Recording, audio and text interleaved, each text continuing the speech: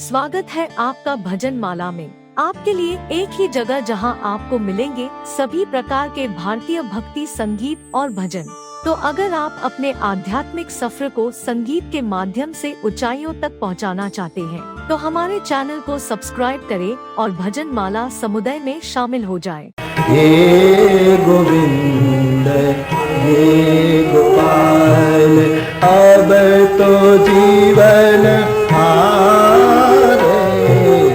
अब तो जीवन हारे, अब तो जीवन हारे, अब तो जीवन हारे।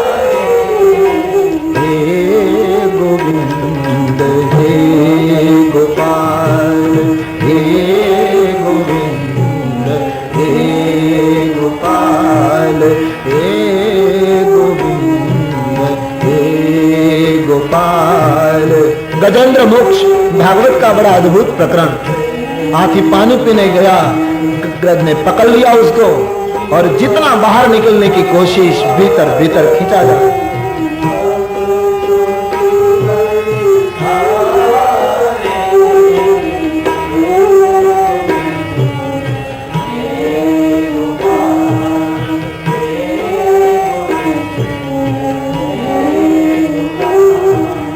चार प्रहर युद्ध भयो, ले गयो मझधारे। चार प्रहर युद्ध भयो,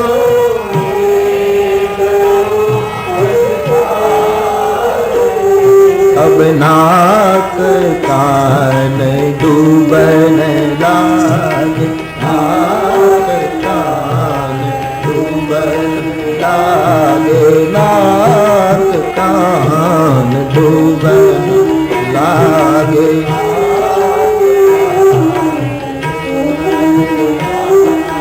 कृष्ण को पुकारे, कृष्ण को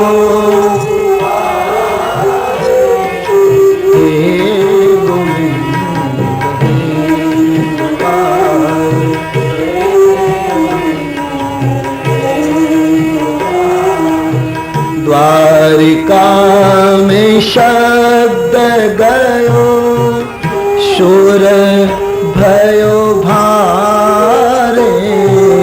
द्वारिका में शब्द गयो, शोर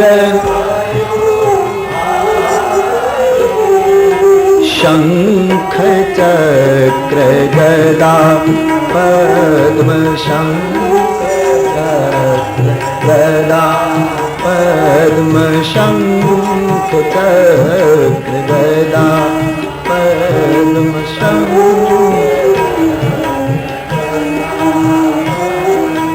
गरुड़ ले सिधारे, गरुड़ ले सिधारे, गरुड़ ले सिधारे, गरुड़ ले।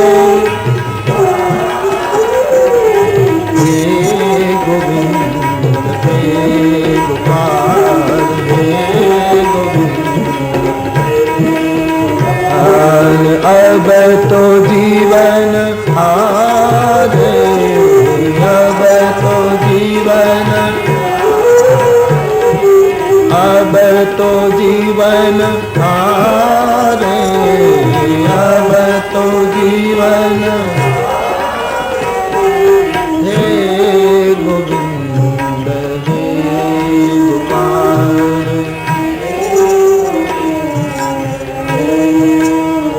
जब स्वार्थ आता है तब बड़े बड़े लोग भी कहते हैं, गर्ज ही बीबी गुलाम रिजाए।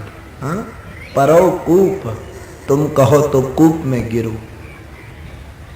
तुम मुझे अच्छी बात बताओ कि मुझे क्या करना चाहिए। मंथरा गुरु बनी, हर शब्द पर कई कई डोलने लगी, जैसे मुरली के नाद पर मुर्गी डोलती है। मृगी को पता नहीं कि ये मुरली बजाकर पीछे बधिक खड़ा है जो शिकार करेंगे। कैकेयी अम्मा डोल रही, मुझे क्या करना चाहिए? मंथरा ने कहा बहुत सीधी बात है, बहुत ठीक बात है। क्या? कि महाराज आपके पास आएंगे, आपके प्रति वो आकर्षित है, हाँ, और आपको बधाई देंगे कि कल मैं राम को गादी दे रहा हूं। तो आपके 2 वरदान उसके पास बाकी हैं, पता है ना? 2 वरदान भूप सन थाती, बस मांग लो। आप रणांगण में गए थे और महाराज को मदद की, रथ का पहिया निकलने वाला था, आपने 2 अंगुली डाल दी और 2 अंगुली की वजह से महाराज के रथ को आपने बचा लिया। तो महाराज ने आपको 2 वरदान, याद है?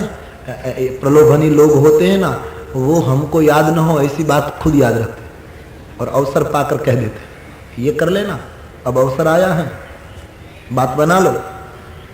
हाँ हाँ ठीक है, तो बस मांग लो 2 वरदान, महाराज मना नहीं करेंगे। हाँ ठीक है मंथरा, लेकिन क्या मांगू? बोले वो भी मुझे सिखाना पड़ेगा। बोले आज तुम्हें ही सब कुछ करना पड़ेगा, मुझे कोई ख्याल नहीं कि मैं क्या करूं। तो बस ये मांगो। जब कैकेयी को मंथरा ने ये बात कही तब पूरी अयोध्या में अपसुकन होने लगे। मंथरा ने कहा कि ये वरदान आप मांगे। क्या? बाबा जी लिखते हैं, सूत ही राज सूत ही राज राम ही बनवासु सूत ही राज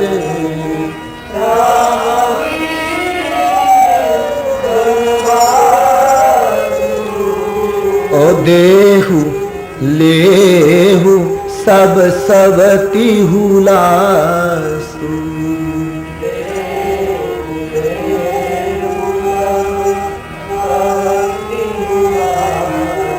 तुम्हारे बेटे के लिए शासन मांग लो और राम को वनवास भेज दो। और जो तुम्हारे लिए षड्यंत्र रचा गया उसका कटुफल कल सुबह दे दो अवध को। पूरी अवध में जो दीप जले थे वो बूझने लगे। असर हुई इस बात की। कैकेयी स्तब्ध हो गई। पुत्र को गादी, राम वनवास। हाँ देवी, भोले मत बनना। और यदि मेरी कही आपने नहीं मानी तो आपके लिए बहुत बड़ी विपत्ति आएगी।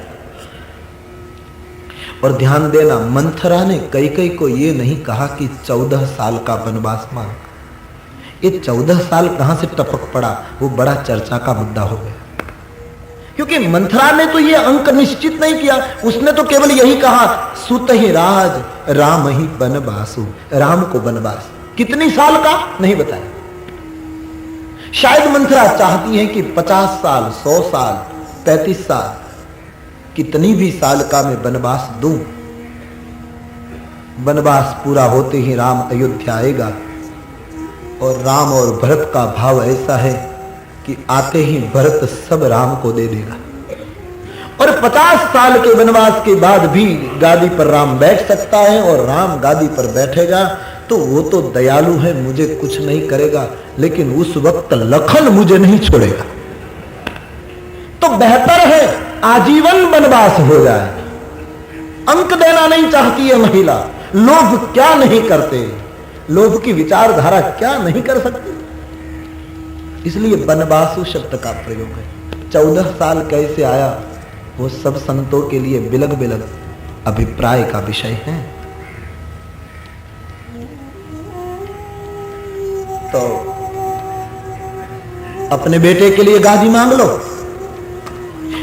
कैकेयी ने कहा ठीक है, लेकिन देवी सावधान, ये कपड़े बदल दो, फटे कपड़े पहन लो, पुराने कपड़े पहन लो। हाँ, जैसा मंथरा ने कहा वैसा कैकेयी ने किया। दीप बत्तियां बुझा दो और यहां से उठकर कोप भवन में जाकर बिना बिछाना जमीन पर सो जाइए। महाराज बहुत चतुर हैं, आपको फंसा देंगे, बहुत मुंह के मीठे हैं, अपनी बात पर पक्के रहियो। जैसे जैसे मंथरा कहती है वैसे कैकेयी कर रहे। जहां आज छोटे से छोटे व्यक्ति की कुटिया में भी दीप जला है वहां कई कई के घर में अंधेरा होने लगा। लोभ का संग करेगा उसके जीवन में अंधेरा ही होगा। स्वार्थ और प्रलोभन संस्कृति के कपड़े उतार लेता है और विकृति के कपड़े पहना देता है। मंथरा का मार्गदर्शन मिल पाएगा, मंथरा से मार्गदर्शन पाने की जिसकी उम्मीद हो, जो चाहता है कि मंथरा का मार्गदर्शन मिले, उसको कोप भुवन ही मिलता है, कनक भुवन कभी नहीं मिलता। कोप भुवन ही मिलता है, कनक भुवन कभी नहीं मिलता। कनक भवन तो उसको मिलता है जो कोई संत का मार्गदर्शन, यहां तो मंथरा का मार्गदर्शन। गई कोप भवन में, दीप बत्ती बुझा दी, फटे कपड़े पहन लिए, आभूषण फेंक दिए, मानो अमंगल निशानी शुरू हो गई कि भविष्य में कुछ अमंगल होने वाला है अपने जीवन के लिए। इतने से भी मंथरा हटी ना, उसने कहा कि सुनियो, महाराज आएंगे, मुझे उसके पग की आवाज सुनाई दे रही है, संध्या का वक्त होने जा रहा है, अभी आएंगे महाराज, आपको फंसा लेंगे, वरदान भी मांगने को कहेंगे, लेकिन एक बात ख्याल करना, जब महाराजा कहे कि वचन मांगो तो मांगने से पहले महाराज के सामने ये शर्त रखना कि महाराज पहले आप ये बोले कि यदि आपकी मांगी बात मैं पूरी न करूं तो मुझे राम कसम, क्योंकि भूपति राम शपथ जब करेगी, महाराजा जब राम शपथ करेंगे तब हिलेंगे नहीं, तब हटेंगे नहीं, वचन निभाएगा, वरना राम वनवास की बात शायद नहीं स्वीकार करेंगे, पहले राम सौगंध दिला दें। राम कसम की बात जब मंथरा ने सिखाई तब कौशल्या मां के भवन में मां के हाथ से फूल का हार गिर गया, मां के नेत्र भर गए, कुछ अमंगल होने वाला है क्या? लेकिन मन को मना लिया, नहीं नहीं, अच्छे काम में ऐसे विचार आते रहते हैं। पुनः काम में लग गई। सूरज डूबने की तैयारी, और मैं इतना ही कहूंगा कि आज अयोध्या में जो सूरज डूबता है वो 14 साल डूबा ही रहेगा। मंथरा ने सब इंतजाम कर दिया और कई कई बिल्कुल परिवर्तित। मुझे आपको केवल इतना ही कहना है मेरे भाई बहन कि कैकेयी यानी संत की माता, परम संत की माता, ऐसे महान संत की मां की बुद्धि भी कुसंग के माध्यम से पलट गई तो हमारी बुद्धि का क्या भरोसा। इसलिए सत्संग हो तो कीजियो, यदि सत्संग न मिले तो कृपया कुसंग कहीं भी मत करो। कुसंग में बहुत ताकत है। आप सोचिए, प्रयोग कीजिए। प्रयोग क्या, आप बिल्कुल कबूल कर लेंगे कि दीप जलाने में कितनी व्यवस्था जुटानी होती है। पात्र, घी, बाती, चिमनी, ज्यादा पवन न हो ऐसी जगह, दिवासली, कितना आप जुटाओगे तभी प्रकाश कर पाते हो। लेकिन दीप बुझाने के लिए एक फूंक पर्याप्त है। सत्संग के दीप को जलाने के लिए कितनी ही व्यवस्था जुटानी है, लेकिन कुसंग के लिए एक फूंक पर्याप्त है। बीए होने के लिए कॉलेज है, बेवकूफ होने के लिए कहीं कॉलेज है? स्नातक होने के लिए तुम्हें कॉलेज जाना होता है, शैतान होने के लिए कहीं कॉलेज है? फिर भी लोग हो जाते हैं। सूरज बनाया परमात्मा ने, अंधेरा बनाना पड़ा क्या? सूरज की गैर मौजूदगी का नाम ही अंधेरा है। बनाया गया अंधेरा। सूरज को पूछियो संसार में अंधेरा है तो वो कितना ही तुम कहो मानेगा नहीं कि है ही नहीं। ये गलत है विश्व का सवाल कि दुनिया में अंधेरा है। मैंने आज तक नहीं देखा अंधेरा। इसलिए तो दंत कथा आती है। एक बार अंधेरे ने परमात्मा के पास जाकर शिकायत की कि क्षमा करें महाराज, मैं छोटा आदमी, ये सूरज मेरे पीछे पड़ गया, जहां मैं आया और वो खुद आता है और मेरी हस्ती नहीं रहने देता। इतने बड़े आदमी को आप सिखाओ कि मेरे पीछे क्यों लगा है। अंधेरा रोने लगा। भगवान ने कहा मैं पूछूंगा यदि आपको परेशान। तो भगवान ने अंधेरा गया, बाद में सूरज को बुलाया कि भाई वो अंधेरा रो रहा था, आप क्यों उसको परेशान कर रहे हैं, आप तो बड़े आदमी हैं, ऐसा नहीं करना चाहिए। बोले भगवान मैंने तो कभी देखा ही नहीं। किसने शिकायत की आपके सामने? बोले अंधेरा कितना फुट फुट कर रो रहा। अरे प्रभु मैंने कभी किसी का बिगाड़ा नहीं, मैं अंधेरे का क्यों बिगाड़ूं, और फिर भी भूल से भी मेरी कोई कसूर हो गई हो तो आप ऐसा करें अंधेरे को मेरे पास ले आइए, मैं क्षमा मांग लूं। आज तक भगवान दोनों को मिला नहीं पाए, केस अभी तक फाइल में है, उसका निर्णय नहीं हुआ, भगवान भी नहीं कर पाए। कैसे कर पाए? क्योंकि अंधेरा है ही नहीं, प्रकाश की गैर मौजूदगी का नाम है अंधेरा। दीप बुझा, अंधेरा पैदा हो गया। दीप में कितनी देर, अंधेरे में क्या देर। हाँ?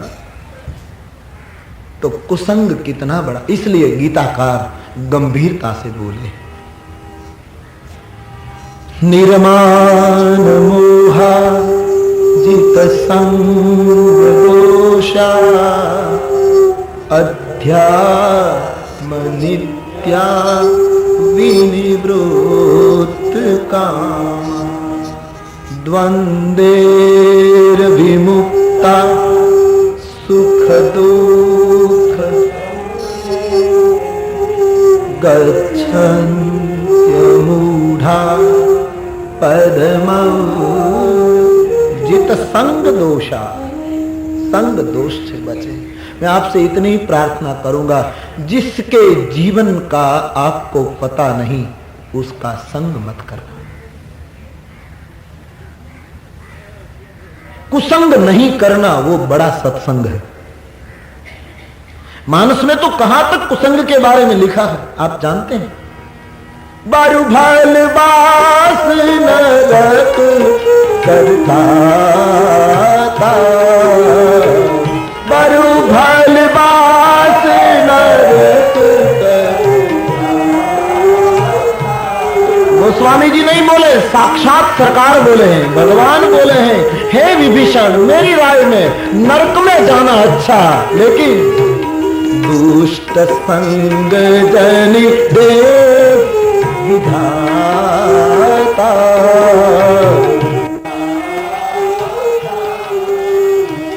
दुष्ट संग जनि देव विधाता।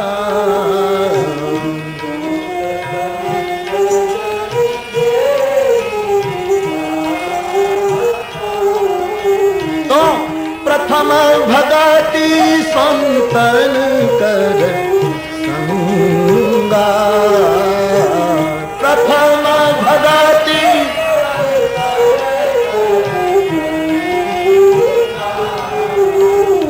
तो दुर्जन का संग करने से बजाय अच्छा है नरक में निवास करना।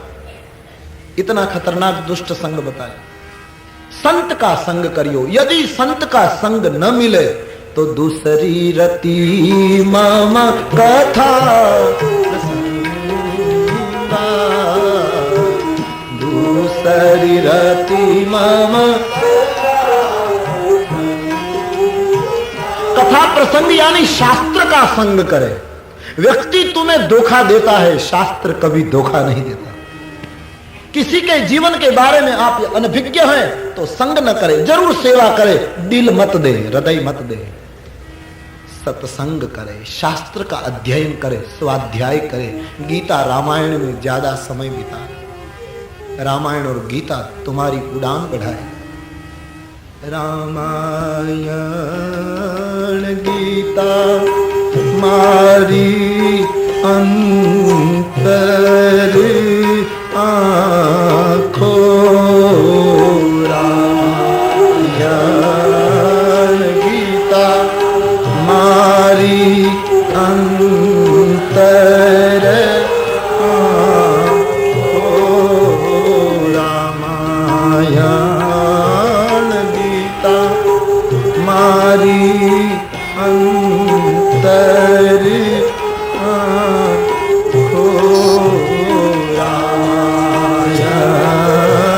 भारतीयों की यही आंखें हैं, एक रामायण और एक गीता। ये दो दृष्टि से हम जीते हैं। प्रभु एक दीधी छे મને ઉડવાની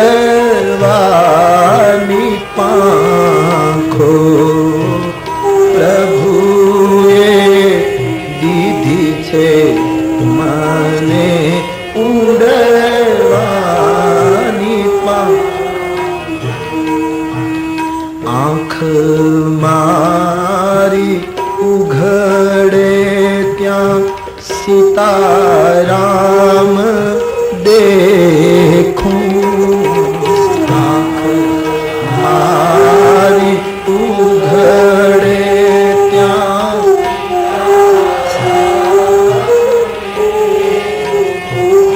बस आँख मारी उघड़े त्या राधे श्याम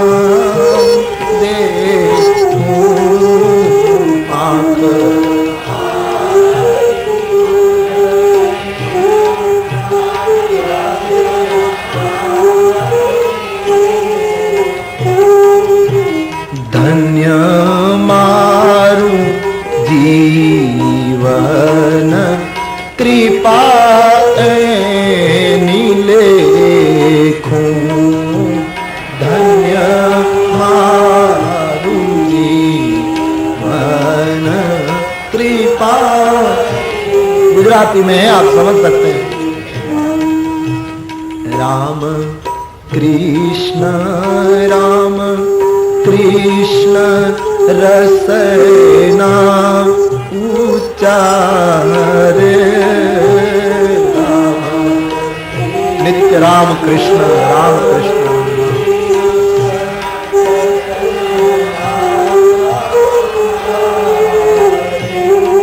बस राम कृष्ण रसना उच्चारे राम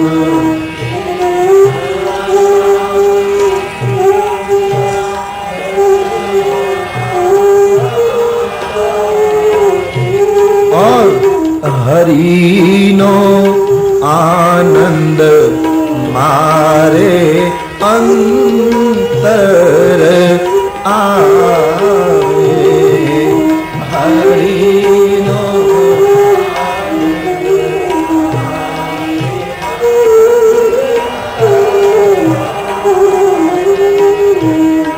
और बहुत सुंदर लिखा है ठीक से सुनिए और गाइए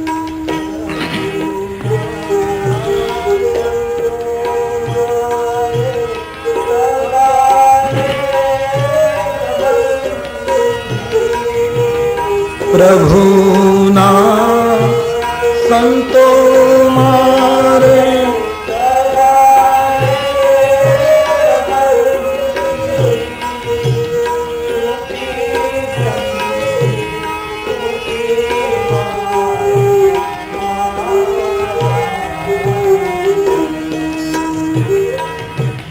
राम ना विचारो मारे अढळक नाणु राम नाम हमारी संपत्ति यही है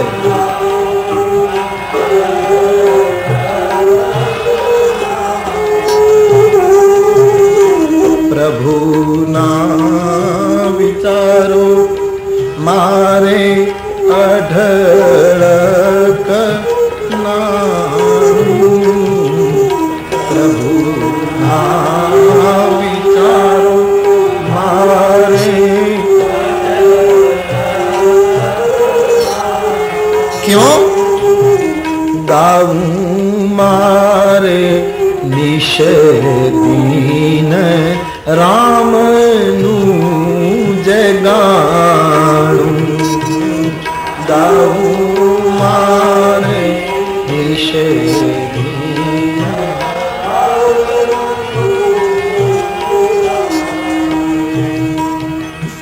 आँख मारी उघड़े त्या सीता राम देखूं आँख मारी उघड़े त्या सीता राम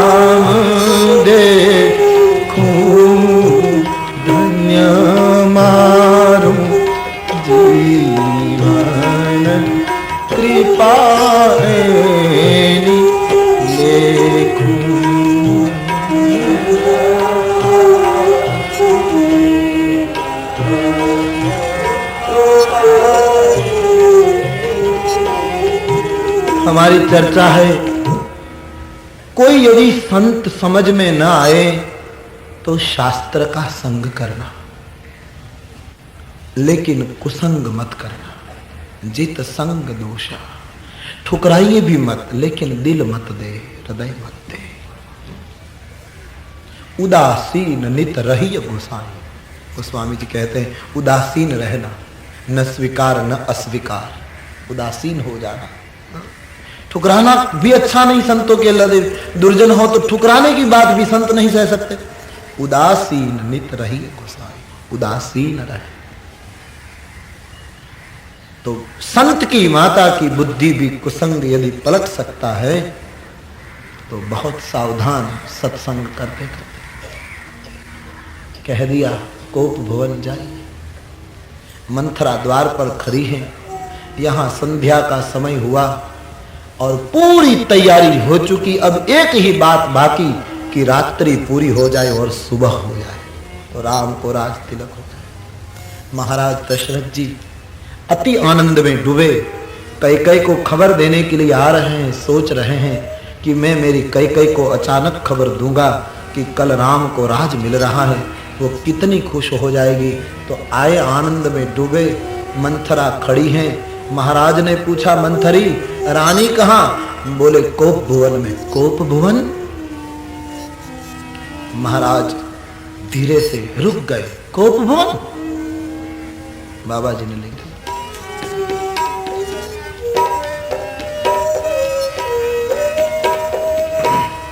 जब कोप भुवन शब्द सुना तो अटक गए। बाबा जी लिखते हैं कोप भुवन सुनी सकुचे बुराऊ,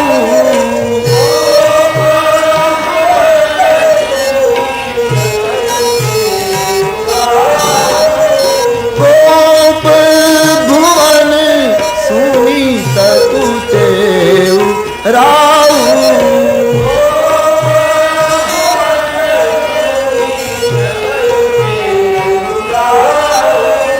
भाई बास अनहूड परली न पाऊ,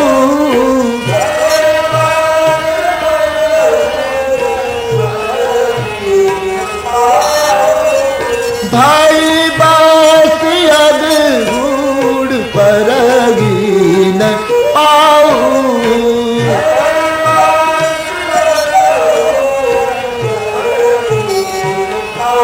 बात जग जाहिर थी कि महाराजा दशरथ जी कैकेयी के प्रति ज्यादा आसक्त थे। कैकेयी बहुत खूबसूरत रही। पता नहीं अपनी प्रिय रानी कोप भुवन में ये बात सुनते ही महाराज रुक गए, आगे कदम नहीं रख पाए। आसक्ति कितनी असर करती है। और महाराज आगे कदम न रख पाए, देखते गोस्वामी जी को अच्छा नहीं लगा और महाराज की आलोचना कर दी यहाँ कि इतना बड़ा महापुरुष जिसके चरणों में सम्राटों के मुकुटमणि घिस जाते थे, और जब इंद्र के दरबार में राजा जाते थे तो इंद्र आधा सिंहासन बैठने के लिए देता था। इतना बड़ा महापुरुष आज एक रानी कोप भुवन में है तो सुख गई क्या? अच्छा नहीं हुआ, अच्छा नहीं लगा। बाबा जी लिखते हैं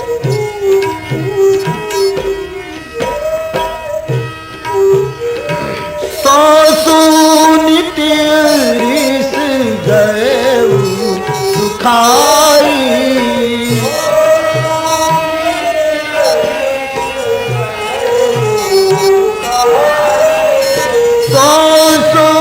नित्य गए सुखाई।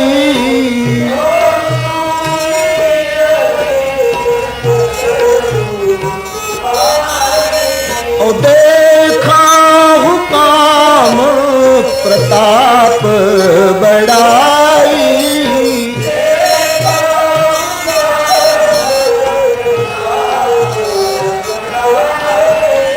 देखा हुकाम प्रताप बड़ाई।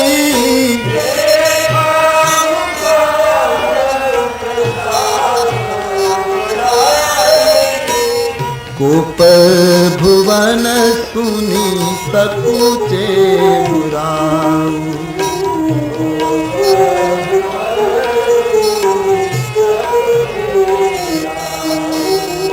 भय बस अगहुड़ परई न पाऊ।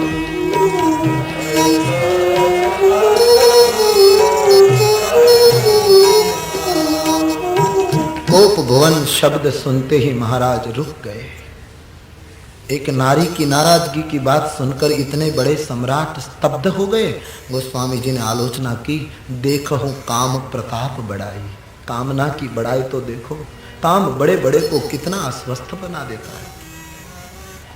आज महाराज ने काम कई कई कोप भुवन में यानी क्रोध और मंथरा में लोभ, एक भवन में काम क्रोध और लोभ तीनों हाजिर हैं। यहां राम राज्य कैसे होगा? भूमिका ही नहीं बनी। देखो काम प्रताप बढ़ाई।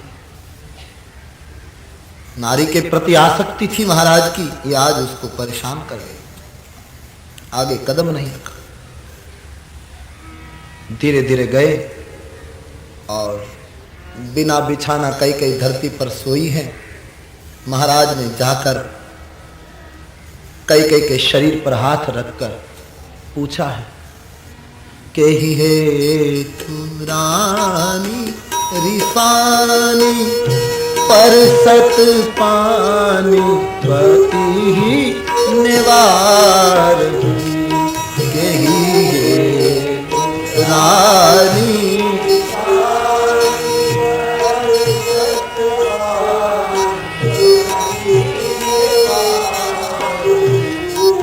मानहु सरोष भुअंग भामिनी विषम भांति निहार।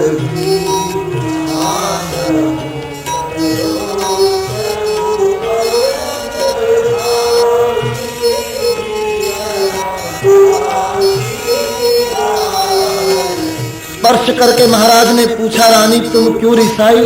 जैसे महाराज का स्पर्श हुआ तो जैसे सर्पिनी दंश देने के लिए उग्र बनकर जैसे फना लगाने की कोशिश करे, महाराज को तिरस्कृत किया, धक्का दे दिया। बाबा जी कहते हैं सर्पिनी है आज कई कई। सर्पिनी की उपमा भरत की माता को दे दी। सर्पिनी का स्वभाव है जब वो भूखी होती है तब अपने अंडे खाने लगती है। आज अपने संतान का वो करने लगी, इसलिए सर्पिणी की उपमा दे दी। कोई भी कारण, दो वरदान मांगना वो उसकी जबान है, जीभ है। महाराज के मर्म स्थान को ढूंढ रही है और महाराज को धक्का दिया। उसमें भी महाराज को लगा कि ये तो काम कटाक्ष है। भूपति नृपति भवतव्यता बस काम कौतुक देख। भूपति पति भव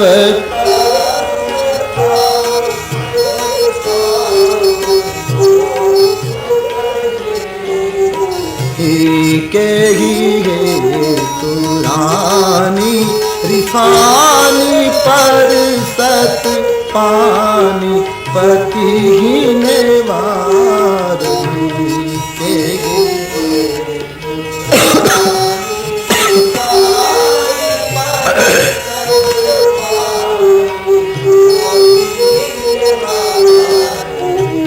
कई ने धक्का दे दिया, उसमें भी महाराज दशरथ जी ने काम कौतुक दिखाई दिया।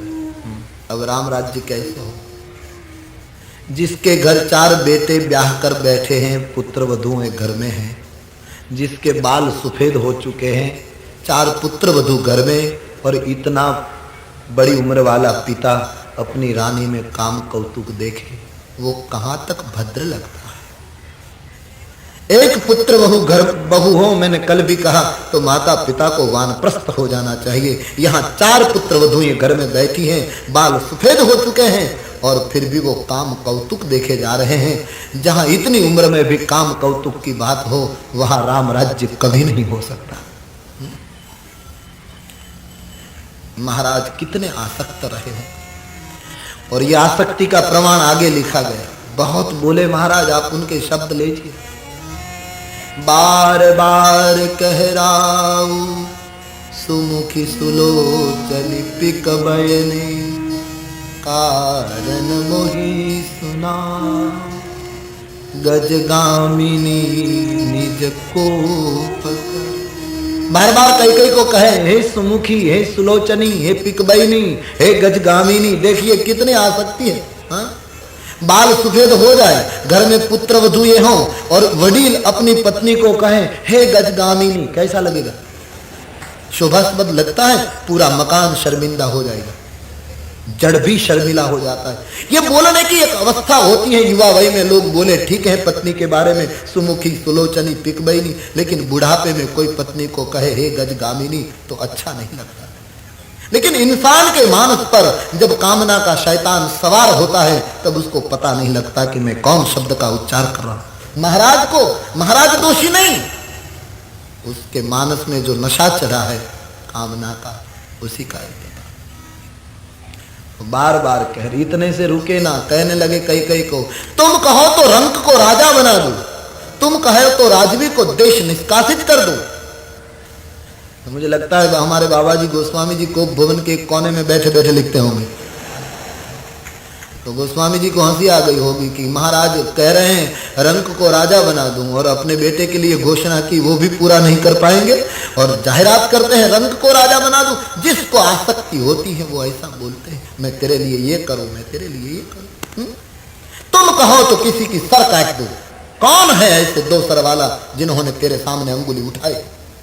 सोचिए, ये रघुवंश की भाषा नहीं, किसी को मार दूं, किसी को ये करूं, ये रघुकुल की भाषा नहीं। रघुकुल में तो समर्पण ही होता था, लेकिन वो शैतान कामना जो मानस पर है वो ही बुलवा रही है। तेरा अनभल किसने कहा किया, बता मुझे। फिर भी कई के वर्तन में परिवर्तन नहीं हुआ तो महाराज ने तुरंत कहा, अच्छा रानियों को ऐसी आदत होती है शुभ अवसर पर जिद करने की, चलो मैं तुम्हें खबर दे दूं। भामिनी भयउ तोर मन भावा, भामिनी तेरे मन की बात बन गई। बोले क्या? घर घर उत्सव होने लगा है, कल मैं राम को राज्याभिषेक कर रहा हूं। तुमने मुझे बार बार कहा था ना, कल हमारा राम गादी पर बैठेगा, वैदेही बगल में बैठेगी, हम कृतकृत्य हो जाएंगे, जल्दी करो, श्रृंगार सजो। कई के कान में महाराज ने ये बात रखी और कहा कि मुझे पता है कई किसी ने मेरे पहले आपको खबर दे दी और आप जिद कर रही हैं, रानियों को आदत होती है, चलो जल्दी कपड़े बदल लो, आप गहने पहन लो, और राम राज्याभिषेक के शुभ अवसर पर आप मुझसे जो मांगो तो मैं दूं, तैयार करें। तो कई ने कहा, मांग आप कई बार बोले हैं, कभी दिया है? आपको तो बोलना ही है मांग। महाराज हंस पड़े, तुम्हें मांगना चाहिए। बोले क्या मांगू? रणांगण में मेरे दो वरदान आपके पास अभी थाती हैं, बाकी हैं, वो भी मिलेगा कि नहीं पता नहीं। दशरथ जी हंस पड़े, थाती राखी न मांगे काऊ, बिसरी गये मोर भोर स्वभाव। तुम्हें मांग लेना चाहिए मेरा भोला स्वभाव। अरे दो के बदले चार मांग लो, कल राम राजा होने वाला है, चार मांग लो। इतनी छोटी सी बात के लिए इतना बड़ा नाटक? जल्दी करो, आभूषण पहन लो और चार मांग लो। कई ने कहा चार नहीं दो, हाँ मांग लो। यदि मैं तुम्हारी मांग पूरी न करूं तो मुझे राम कसम। कई के हाथ में काबू आ गया और महाराज ने इसी वक्त यही घोषणा की है कि मांग लो, हम रघुवंशी हैं। बाबा जी कहते, रघुकुल रीति सदा चली आई, रघुकुल रीति सदा चली आई, प्राण जागू बरु बचन आई, प्राण जागू बरु बचन आई, रघुकुल रीति सदा चली आई। सब गाइए,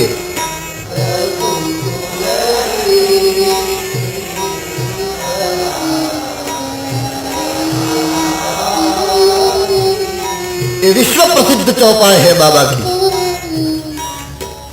5 मिनट में 10 बार वचन तोड़ता होगा, वो भी कहेगा रघुकुल रीति सदा चलिए। कितना लगाव है इस चौपाई। 10 मिनट में 20 बार झूठ बोलेगा, उसको भी ये चौपाई पसंद है। कितना कितना सत्य भरा है इस चौपाई में। इसलिए मेरे भाई बहन साफ बोलिए, साफ गाइए। हमको तो गाना ही है ना, निभाना कहां। गाने में कृपणता क्यों कर रहे हैं आप? प्राण जाहू बरु बचन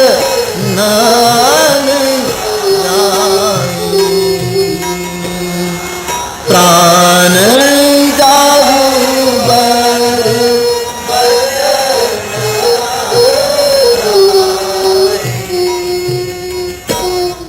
रघुकुल रीति सदा चली आई।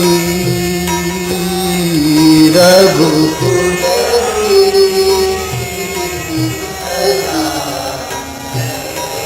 और सोचिए, हम तो मानो कथा कहे क्योंकि ये जीवन बन चुका। भगवान शंकर ये कथा क्यों कहते हैं? क्या उसको किसी से प्रमाण पत्र लेना था?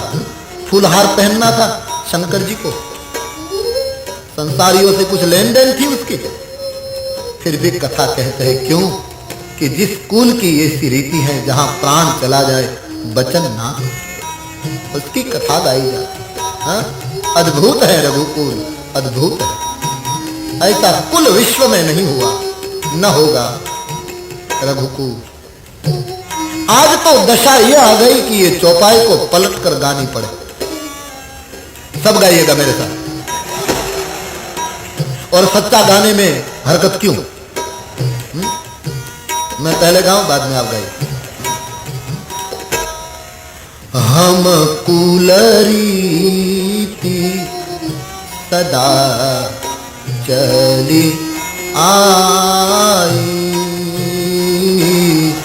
हम कुल, प्यार से गाइए, दिल से गाइए।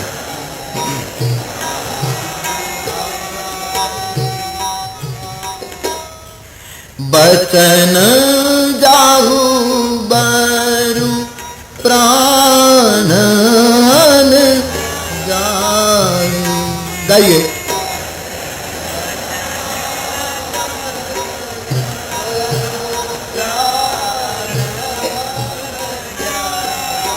क्यों नहीं गाते हो? आप पकड़े गए हो इसलिए कि यह प्रमाण है कि असत्य अंदर से किसी को अच्छा नहीं लगता। समाज की कुछ व्यवस्था ऐसी है जो लोगों को पाप करवा लेती है, बाकी भीतर से किसी को असत्य अच्छा नहीं। वरना तुम गाने में क्यों हरकत करते हो? ये प्रमाण है असत्य किसी को अच्छा नहीं। हा? हम असत्य बोलेंगे कोई परिस्थिति के वश होकर, लेकिन हमारा बेटा हमारे सामने बोलेगा तो हमको दुख होगा कि असत्य बोला, क्योंकि असत्य मौलिक रूप से किसी को पसंद है। खुद शराब पिएगा, बेटा पिएगा तो तमाचा मारेगा। शराब पीना ठीक नहीं, क्योंकि वो सोचता है भीतर से सत्य को ही पकड़। वरना नहीं, असत्य का आचरण हम करते, फिर भी तुम क्यों नहीं गाते? सब सत्य का ही आचरण करते। हाँ,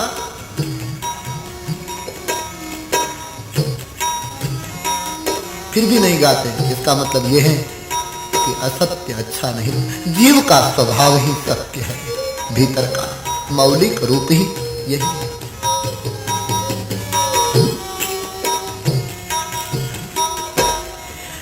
प्राण जाहू बरु बचन जाती। प्राण जाहू वीर बचन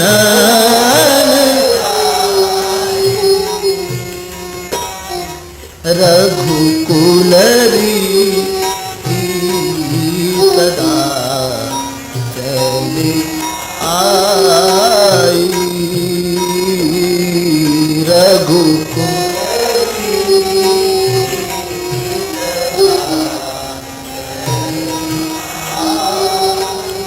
रानी हमारे रघुकुल की रीत है, प्राण चला जाए लेकिन वचन कभी नहीं हटता।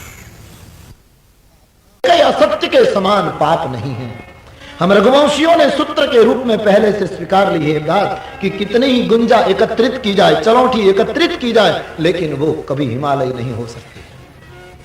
कितना ही पाप जुटाया जाए, असत्य के बराबर नहीं होता। रघुकुल में ये रीत थी, जब बच्चा पैदा होता था रघुकुल में और पलने में उसको पढ़ाया जाता, तो रघुकुल की माता दासी को सूचना देती कि जब तक बालक के पास मैं रही तब तक तो कोई सवाल नहीं, लेकिन मैं कहीं बाहर गई और बालक पलने में जाग जाए और रोने लगे तो दासी उसको जुलाते समय और चौपाई मत गाना, यही गाना, रघुकुल रीति सदा चली आई, रघुकुल, यही पिलाया गया था रघुवंशियों को बचपन से।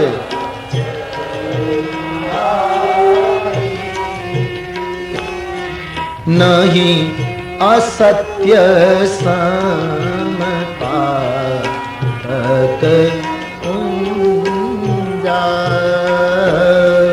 नहीं असत्य।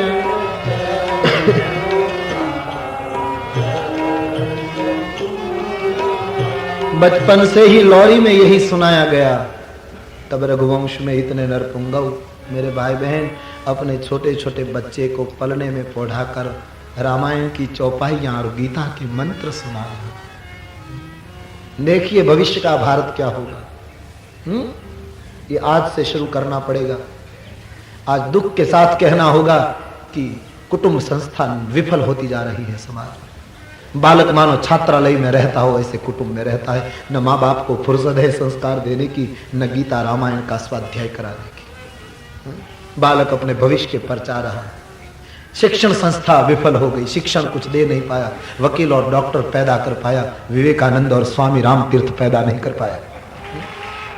शिक्षा और राजसत्ता तो बिल्कुल विफल हो ही चुकी है, क्या बताए, उसके तो पास कोई अपेक्षा ही नहीं। अब धर्म संस्था कुछ बची है, वो भी पूरे रूप में तो सफल नहीं हुई, लेकिन जैसे समाज करवट बदल रहा है तब लगता है कि शायद धर्म संस्था, शायद शास्त्र संस्था सफल हो जाए। इसलिए आप अपने बच्चे को इस सिखाना कि फटे कपड़े पहन लेना बेटे, एक बार रोटी मिले तो आधी दूसरों को देकर खा लेना, लेकिन असत्य का आचरण मत करना। तुम भारतीय हो, तुम हिंदुस्तान की संतान हो, तुम्हारे माता पिता गंगा और हिमालय है, तुम ऋषियों की संतान हो, तुम कोई कंगाल नहीं हो। अपने आप को भूले मत जाए, ऐसा सिखाओ संतान। सब प्रारब्ध लेकर आया है। संपत्ति न दे पाओ संतानों को तो कोई हरकत नहीं, वो प्रारब्ध लेकर आया, लेकिन संस्कार देने में यदि पीछे रह जाओगे तो समाज तुम्हें माफ नहीं करेगा। भारत को 20 साल के बाद यदि ऊपर उठाना है, राष्ट्र गौरव बढ़ाना है, पूरे विश्व को संदेश देना है, जैसे ये देश पहले दिया करता था, यही पुनः उजागर करना है, तो हर मां अपने बेटे को सुलाते वक्त हनुमान चालीसा गाए, ये चौपाइयां गाए, गीता के मंत्र गाए, या तो शुद्धोसी बुद्धोसी निरंजनोसी संसार माया परिवर्जितोसी संसार स्वप्नम तजमोह निद्रा मदालसा वाक्य मुवाच पुत्र। जैसे मदालसा अपने बच्चे को पलने में डालकर जुलाती थी और यही लौरी सुनाती थी। लो महाराष्ट्र आभमाबू गैल चांद लोने जीजी बाई ने आया बाल रे, जीजी बाई ने आया।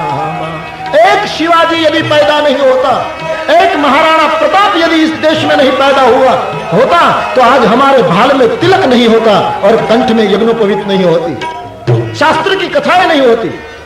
एक ऐसा महापुरुष हुआ शिवाजी, उसको 2 बल मिला, एक तो माता का बल मिला और दूसरा स्वामी रामदास संत मिल गए। शिवाजी ने इतनी संस्कृति का काम किया, कैसे कहां से आया? अपनी मां ने लौरी सुनाई थी ये,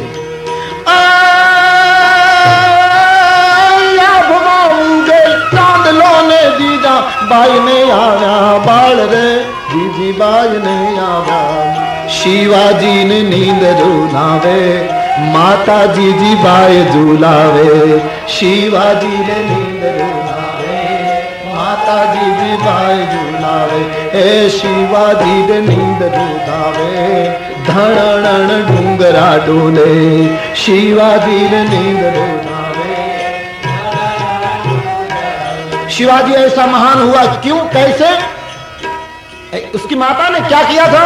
गुजराती में मेघाणी का काव्य है, राष्ट्रीय शायर मेघाणी। पारणे पोढीन सांभળી ती एणे राम लक्ष्मण नी वात रे, शिवे राम लक्ष्मण नी वात। पारणे पोढीन सांभળી ती एणे राम लक्ष्मण नी वात रे, एणे राम लक्ष्मण नी। माता जी ने मुख जे दी थी, उड़ी एनी नींद ते दी थी, माता जी ने मुख जे दी। माताओं की जिम्मेदारी है अपने बच्चे को ऐसे तैयार करें, लोरी से सुनाओ। माताओं को मेरी प्रार्थना है कि तुम्हारा बच्चा जब तक तुम्हारा दूध पीना बंद न करे तब तक तुम्हारा अपना दूध पिलाओ। उधार संस्कार आ जाएंगे जहां तहां से दूध पिलाने से। आज कितना दुर्भाग्य बचपन निकला है कि मां अपने बच्चे को अपना दूध भी ज्यादा नहीं पिलाती। 3 प्रकार का ज्ञान होता है, मस्तिष्क का, हृदय का और नाभि का। आज मस्तिष्क का ज्ञान रहा, हृदय का और नाभि का खत्म हो गया। हृदय का ज्ञान मां देती है, जो रक्त से दूध के रूप में बालक को देती है। मनोविज्ञान तो कहता है मां को बालक को अपना दूध पिलाना चाहिए, उसमें भी दाईं ओर के भाग से ज्यादा बाईं ओर का दूध पिलाना, ये मनोवैज्ञानिक नियम है। क्यों? कि बाईं ओर हृदय रहता है, इसलिए हृदय की धड़कन के साथ दूध पिलाना चाहिए। कितना विश्व का बचपन कंगाल होता जा रहा जो मां का दूध नहीं पाता है। बोतलों से पला जाता है बालक। पिलाओ, मना नहीं करता, लेकिन जहां तक हो अपना दूध पिलाओ। बोतलों से बालक बड़ा होता है। हमारे गुजरात में लोग विनोद करते हैं कि एक बालक की मां मर गई तो वो रोया नहीं, हंसता रहा। तो किसी ने पूछा मां मर गई और क्यों नहीं रोया? बोले मां मरने से वो नहीं रोएगा, तो उसकी बोतल फूट जाएगी तब रोएगा, क्योंकि उधार संस्कार आया, बेकार संस्कार। भारत की मां को चाहिए अपना दूध पिलाए। जननी नहैया तापी धो कसुंबी रंग, जननी नहैया तो जब भारत उठना चाहिए, इस देश को खड़ा होना चाहिए। पहली जननी नहैया पोढ़ंता पीधो कसुंबी रंग, जननी ना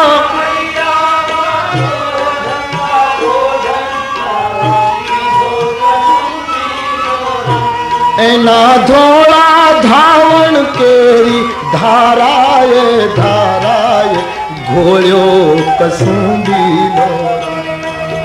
धोड़ा धावण केरी धाराए धाराए घोड़ो कसुंबी ओ राज मने लागो कसुंबी ओ राज मने लागो। पराये संस्कार न आ जाए जीवन में, इसलिए माताएं सावधान रहे। लौरी ऐसी सुनाए मानस की चौपाई होगी। मैं कितने प्रमाण दूं आपको। हमारे सौराष्ट्र का एक गांव है मोरबी, जहां आपने सुना हो, जहां होनारत हुई, डैम टूटने से कुछ साल हो गए, वहीं की बनी घटना है। मोरबी के ठाकुर का राजकुमार ब्राह्मणों के बालकों के साथ नदी में खेल रहा था और कच्छ में यवनों का हमला हो गया और कच्छ से कुछ मालधारी लोग अपनी पोठों लेकर ऊंट के ऊपर सामान रखकर अपनी बेटियां अपने बच्चे उसको लेकर, क्योंकि बहन बेटी की खानदानी लूटी जा रही थी यवनों के हाथ, तो स्थलांतर कर दिया। गरीब लोग 200-300 आ रहे हैं, सब निराश थे, अपनी बेटियों को बचाना था। लाज आबरू का सवाल था। ऊपर आसमां, नीचे धरती बची थी इन लोगों को हिजरत की। तो ऐसा इतिहास आया है कि जब मोरबी के बाहर से मच्छू नदी बहती है, वहां से जब लोग गुजरे तो मोरबी का ठाकुर का बेटा राजकुमार करीब 5-7 साल की उम्र रही होगी। तो इस उदासीनता को देखकर, देखिए संस्कार, 7 साल का लड़का खड़ा रहा नदी के बीच में, आगे मत जाइए। कौन हो? ये मोरबी का राज्य है, मोरबी नरेश का शासन है यहां, मैं उसका इकलौता बेटा हूं। आप उदास क्यों? बोले राजकुमार, हम कच्छ के गरीब लोग हैं, हमारी बहन बेटी सलामत नहीं, इसलिए आबरू बचाने के लिए निकल चुके। कहां जाए पता नहीं। रुकियो, यहां से आगे कदम रखो तो आपको सूर्य का सौगंध, भगवान सूरज का सौगंध देकर वो 7 साल का मोरबी का राजकुमार दौड़ता चला अपने घर। मैं अभी पूछ कर आता हूं, आपको निवास की व्यवस्था करवा दूं, अभी मैं आया। इतना कहकर वो दौड़ा। राजा घर में नहीं थे, बाहर गए थे, रानी घर में थी। माता उसके पास जाकर बालक ने कहा कि कुछ उदास लोग, कुछ गरीब लोग आ रहे हैं, हम उसको आश्रय दें? बीमार है, दुखी है, उसकी बहन बेटी सलामत नहीं। मैं पूछने आया हूं। 7 साल के बेटे ने अपनी मां को कहा कि उसको आश्रय दें, मैं पूछने आया। सुनते ही एक थप्पड़ गाल पर लगा दी रानी ने कि धिक्कार है तुम्हें। रोने लगा बालक। मैंने कोई बुरा काम किया मां? उदास लोगों को आश्रय देना मानवता है। अनाथ को आश्रय हमारा राज्य नहीं देगा तो ये मोरबी की भूमि कलंकित हो जाएगी। मैंने कोई बुरा किया? तमाच लगाने के बाद मोरबी की रानी रोने लगी। बालक पर पुनः मां है ना, कैसे उठा लिया, रोने लगी। मां मुझे ये बता, तूने मुझे मारा क्यों? बोले तुमने बहुत अच्छा काम किया बेटा, फिर भी मैंने तूने मारा, उसमें तेरा दोष नहीं। करीब 3 साल पहले की बात है बेटा, 4-5 साल पहले की बात है। शीतला सप्तमी का दिन था। मुझे ब्राह्मण पत्नियां मजबूर करके नदी में स्नान करने ले गई। मैंने दूध पिलाकर तुम्हें पलने में सुलाया था और दासी को कहा था कि राजकुमार उठ जाए तो मेरे पास ले आना या तो मुझे बुला लेना। मैं गई स्नान को और दासी तुम्हें पलना जुला रही थी, उसमें तुम अचानक जाग गया तुम और रोने लगा, दूध पीने के लिए तड़पने लगा। और मेरा आना और दासी को लगा कि क्या करे। उस वक्त दासी ने तुम्हें गोद में लेकर, दासी अपना दूध तुम्हें पिला रही थी। मैंने देख लिया, दासी के हाथ से तुम्हें ले लिया और बेटा तुम्हें पता नहीं, पलने की ऊपर वाली लकड़ी के साथ मैंने तुम्हें उल्टा लटकाया था और तेरे मस्तिष्क पर मैंने थपाट लगा करके दासी के सभी दूध के बूंद मैंने उल्टी करवा कर निकलवा दिया। लेकिन आज मुझे लगता है कि 1-2 बूंद रह गया होगा, वरना मेरा बेटा पूछने नहीं आता, अनाथों को घर ले आता। पूछना चाहिए कि मैं पूछ कर आऊं, उसको घर ले आना चाहिए। ये राज दरबार इस अनाथों के लिए है, उसी के बल पर हम जी रहे हैं। तुम पूछने क्यों आए? ये संस्कृति हमारे राष्ट्र की, ये अस्मिता हमारे राष्ट्र की कहां गई आज? कहां हम खड़े हैं? इसलिए माँ बाप को चाहिए बालकों को ऐसा सिखा, हाँ? इंसाफ की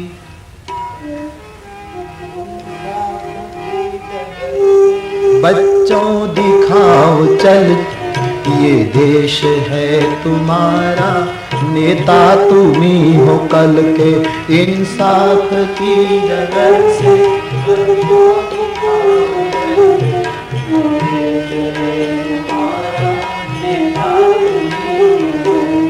इंसाफ की डगर पे बच्चों दिखाओ चल के, ये देश है तुम्हारा, नेता तुम्ही हो कल के।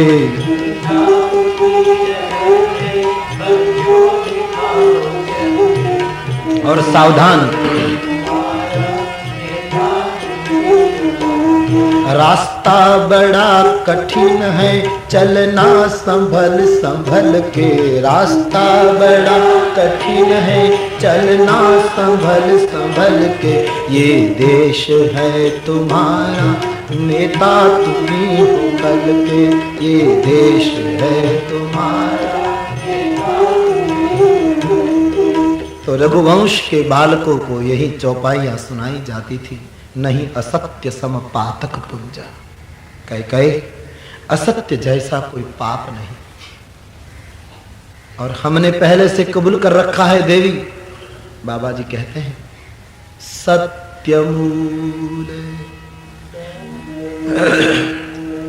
सब सुकृत सुहाए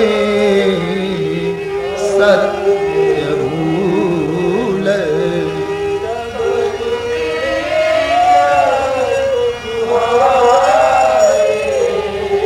वेद पुराण विदित मनु गाए।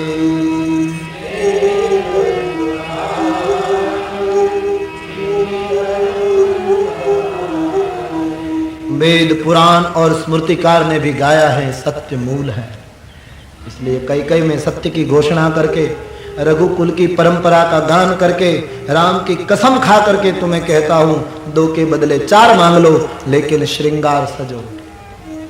अब सब काबू कई के हाथ में आ चुका। कई श्रृंगार सजने लगी, क्योंकि अब महाराज हट नहीं सकेंगे।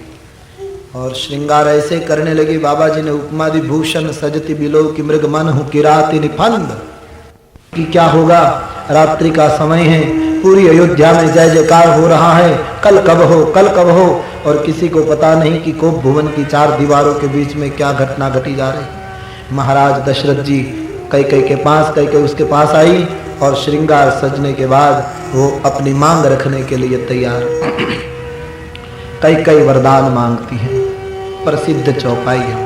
आइए सुनिए। सुनहु प्राण प्रिय भावत जी का, देहु एक भरत गीति। कई वरदान मांगने के लिए तैयार। इस शब्द पर जरा गौर करें, बाद में हम आगे बढ़े। देहु एक बर भरत गीति। अब कई मां का परिचय आता है ठीक रूप में यहाँ, कि कई वास्तव में क्या है। स्पष्ट बात है। कई ने प्रथम मांग में ये कहा कि हे प्राण प्रिय, आप मेरी इच्छा पूरी करेंगे और मेरे भरत को राज दे। लेकिन राज दे ऐसा शब्द नहीं लिखा है, वरना कविता में गोस्वामी जी इधर उधर करके लिख सकते थे कि शासन मेरे बेटे को मिले। मंथरा ने क्या कहा था, सुत ही राजू, राज देना। तो पुत्र के लिए राज मांग सकती थी, लेकिन राज शब्द का प्रयोग नहीं किया। देहु एक बर भरत ही टीका, टीका शब्द का प्रयोग है। टीका का अर्थ ही होता है टीका, राज तिलक, ठीक है, लेकिन द्विअर्थी बात है। यहाँ कई मां का सही परिचय है। यहाँ कई को दंडवत करना चाहिए। यहाँ कई को बार बार प्रणाम करें। उसने कहा मेरी प्रथम मांग है मेरे भरत को टिका दो। इसका मतलब एक ये होता कि यश राम को मिले और टीका भरत को मिले। मैं चाहती हूं मेरे राम की निंदा न हो, भरत की टीका हो। टीका यानी निंदा, कहते हैं लोग, उसकी टीका हो रही एक अर्थ में। हाँ, टीका का अर्थ राज भी होता है, और इस अर्थ में कई के भीतर के भाव को यदि देखे, क्यों, जिस काम के लिए आदमी जहां जाए वहां उसको यही काम करना चाहिए। यदि ये काम के बदले दूसरा काम करेगा तो उसकी टीका हो। हम यहाँ 9 दिन आपके सामने रामायण की कथा कहने आए, और रामायण के बदले हम व्यापार शुरू कर दे तो? यहां आए हैं कथा कहने, और हम दुकान खोल दें यहां कि 2 घंटे कथा चलेगी क्योंकि हमको व्यापार करना है, तो आप हमारी टीका करोगे कि आए कथा कहने और धंधा शुरू कर दिया। कई मां ने सोचा मेरा राम आया है, विप्रधैनु सुर संत हित लीनह मनुज अवतार, विप्रों के लिए, गायों के लिए। और ये राम यदि गादी पर बैठ जाएगा तो जिस काम के लिए आया है, परित्राणाय साधुनाम, जिस कारण के लिए वो आया है वो कार्य नहीं होगा और शासन भोगने लगेगा, तो कल मेरे राम की टीका होगी कि जिस काम के लिए आए थे वो तो नहीं।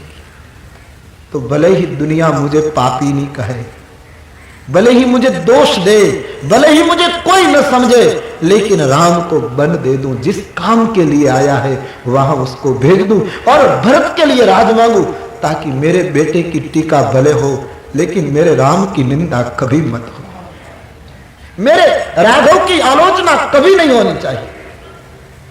दूसरी बात गौर फरमाएं, बाद में मैं अब की कथा सब संक्षिप्त करने वाला हूं, क्योंकि मेरे सामने मंजिल खड़ी है, दोपहर का समय परसों का दिखाई दे रहा है कि क्या करें। 9 दिन में कैसे पूरा हो? हाँ? तुम लोगों ने 9 दिन क्यों रखा?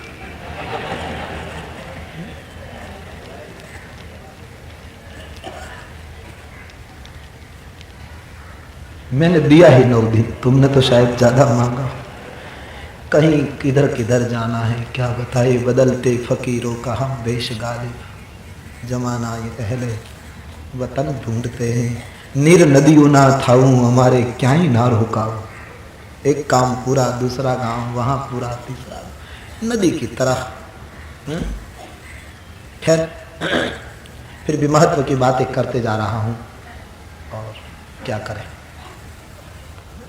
तो मुझे बहुत अच्छा लगता है शब्द, देहु एक बर भरत ही टीका, मेरे भरत को टीका दो। और इसी कारण इस महिला ने शादी करके भरत जैसे अयोध्या आया तुरंत ननिहाल भेज दिया, यहां नहीं रखा। एक बड़ी चतुर महिला थी, लाख लाख नमस्कार कैकेयी अम्बा को। कौन समझ पाया कैकेयी को, जहां वशिष्ठ जैसे महापुरुष ने भी उसकी आलोचना की, एक समझ पाया भगवान रामभद्र।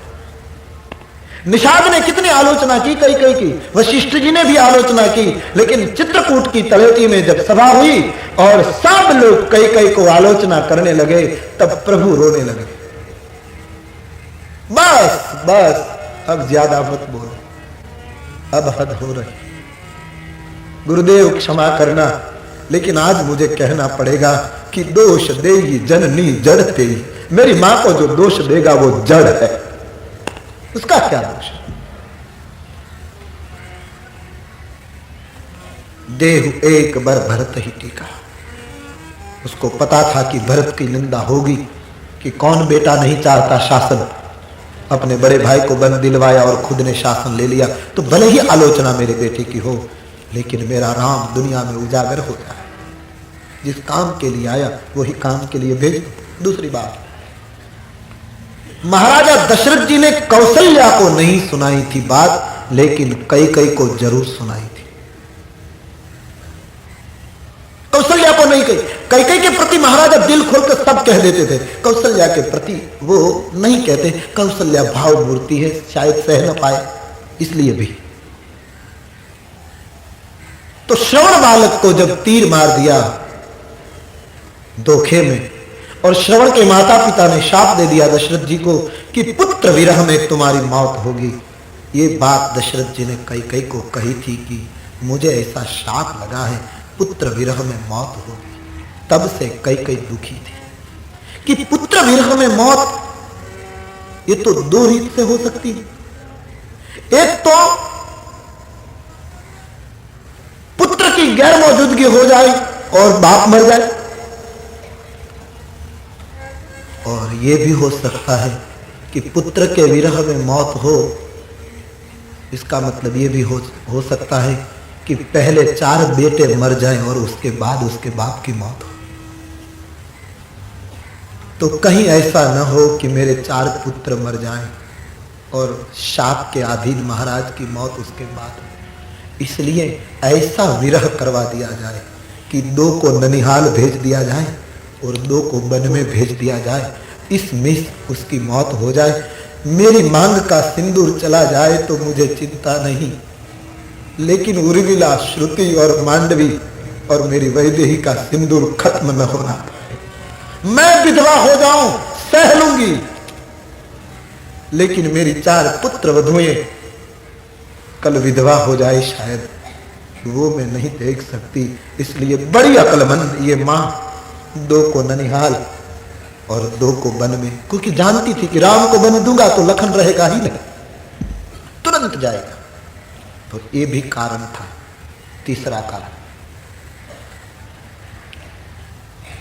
जब महाराजा की शादी हुई थी कैकेयी के साथ, तब महाराज ने वचन दिया था कैकेयी पिता को कि मुझे पुत्र नहीं है, आपकी बेटी के साथ शादी के बाद यदि भगवान की कृपा हुई और कैकेयी से पुत्र की प्राप्ति हो तो मैं वचन देता हूं, बाद में कोई और रानी से भी पुत्र हो गया तो मैं वचन देता हूं गादी तुम्हारी पुत्री के पुत्र को ही मिलेगी।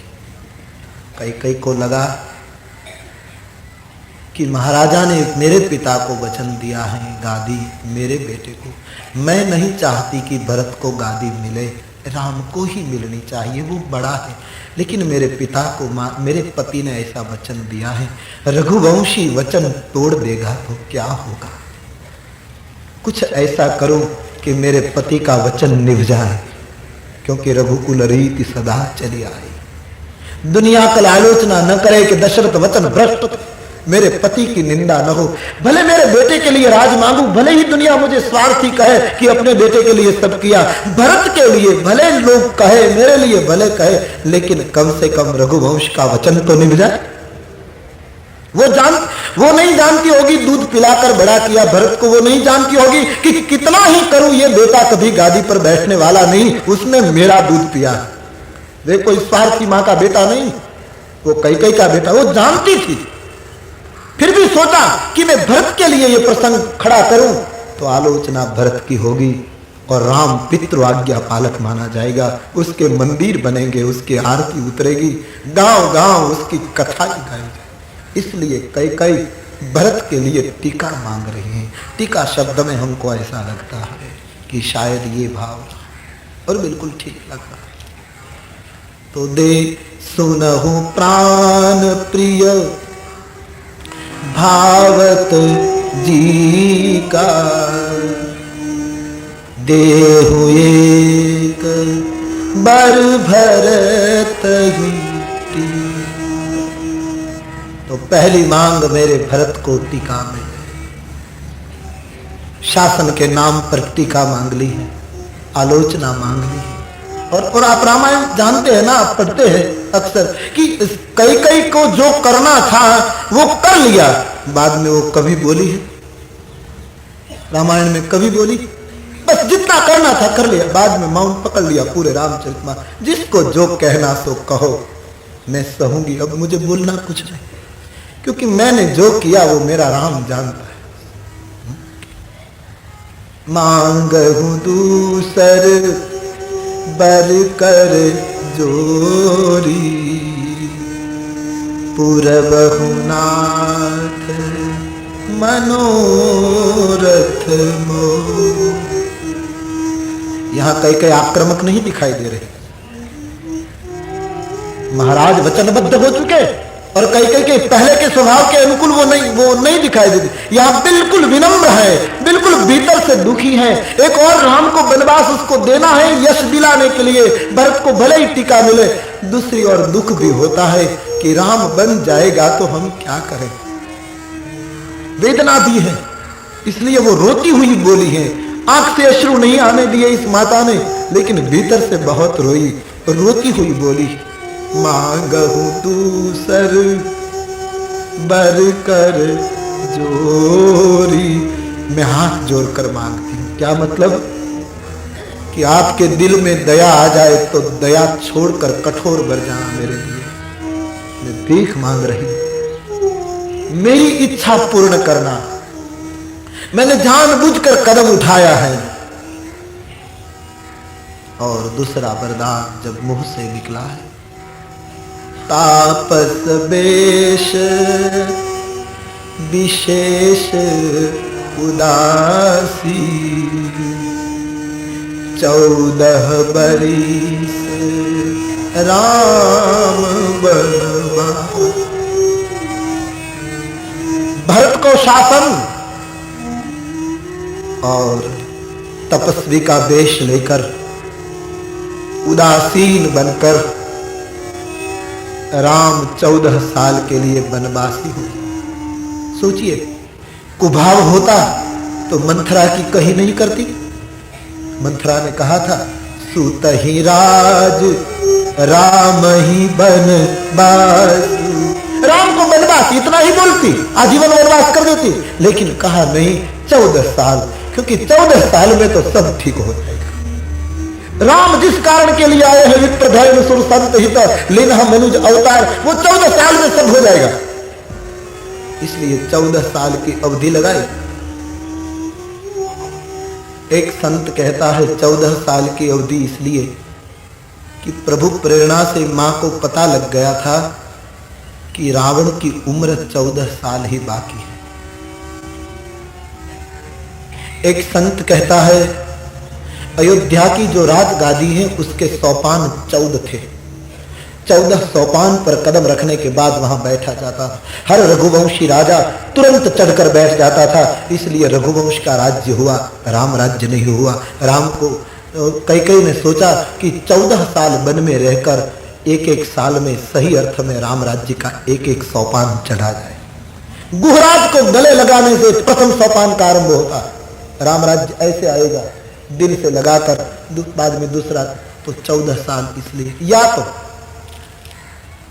5 ज्ञानेन्द्रिय, 5 कर्मेंद्रिय, 10 और अंतःकरण चतुष्टय, मन बुद्धि चित्त और अहंकार, कुल मिलाकर 14। 5 ज्ञानेन्द्रिय, 5 कर्मेंद्रिय और मन बुद्धि चित्त अहंकार, इन 14 पर वन में रहकर मेरा राम काबू कर लेगा। बाद में रावण मरेगा और धाम धूम से राज तिलक होगा, सभी घटना दब जाएगी और इतना दिव्य राम राज्य जगत को मिलेगा, क्या बताए। इसलिए 14 साल कहा।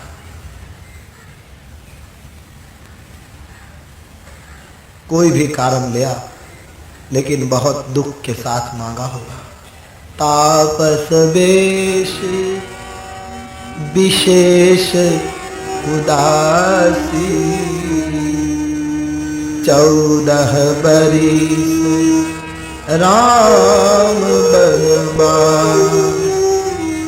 राघव तपस्वी बनकर, उदासीन बनकर वन में जाए 14 साल के।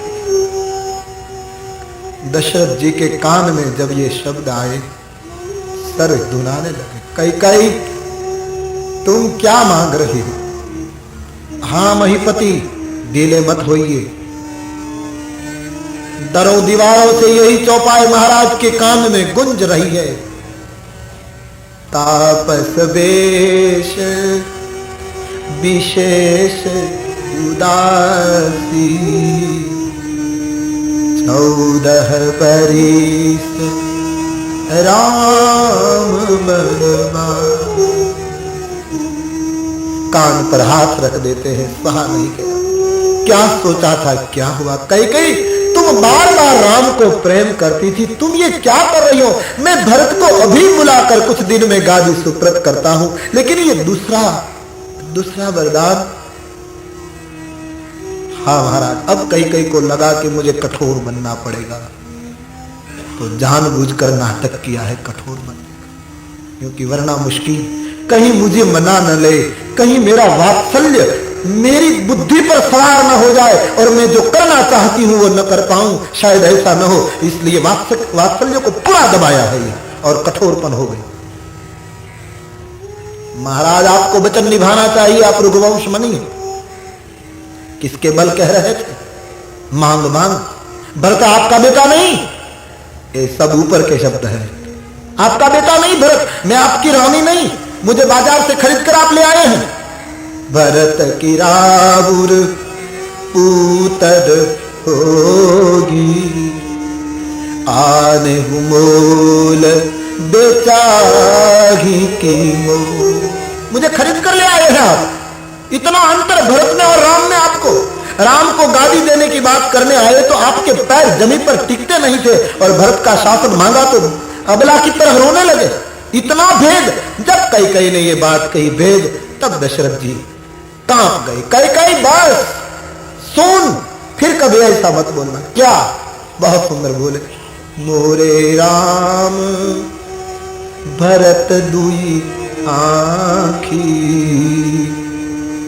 सत्य कहो मोहे शंकर।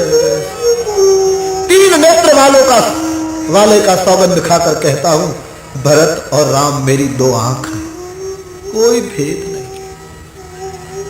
मैंने केवल राजनीति और परंपरा